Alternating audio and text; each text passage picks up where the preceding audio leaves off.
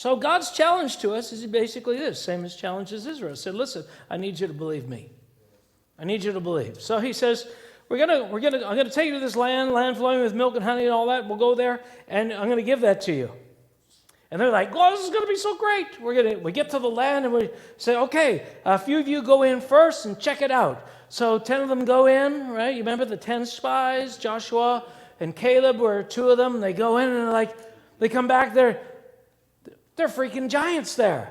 These are warriors. They're walled cities. Like, what are you talking about? I'm giving you a land. Yeah, we can't do this.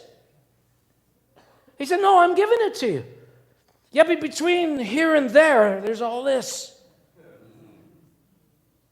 Yeah, well, just believe me. Easy for you to say. We're like grasshoppers in their eyes. And say, no, you don't understand. It's not about you. It's not about your military ability.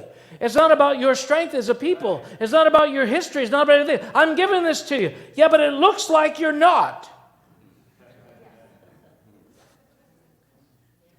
I mean, if you could just lightning bolts, we'll stand back a couple of miles and just, do that, and then we'll go in. He said, no, I want this to be you and I, hand in hand, Israel. We're going to walk this together. I'm going to say, do this, you guys do that, and I'll take care of the enemy. Yeah, I don't know, man. We just spent 40 years in slavery, and the way it works is if you lose a battle, you become slaves to that people.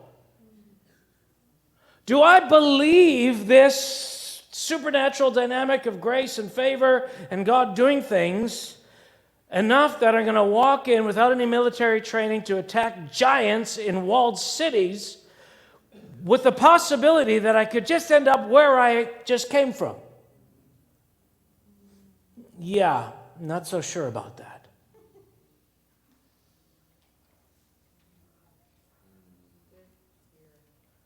Unbelief.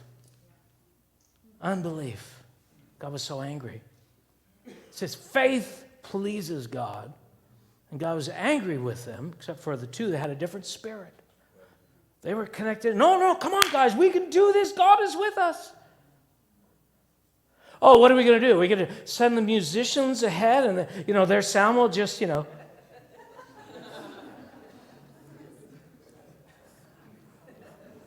What kind of military strategy is that?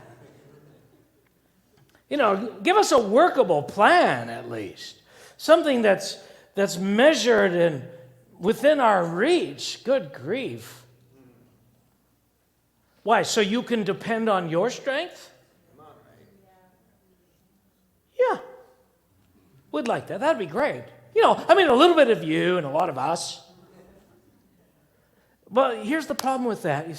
You see, the one who puts the strength in gets the glory.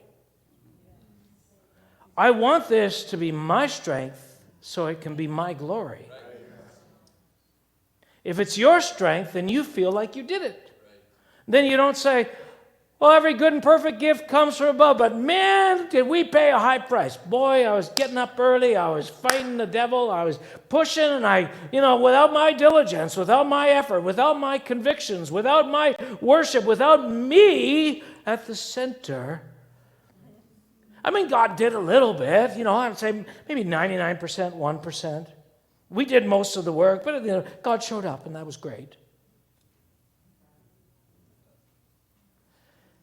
And actually, the reality is, no, you show up and everything else is done. But you don't even have faith to show up.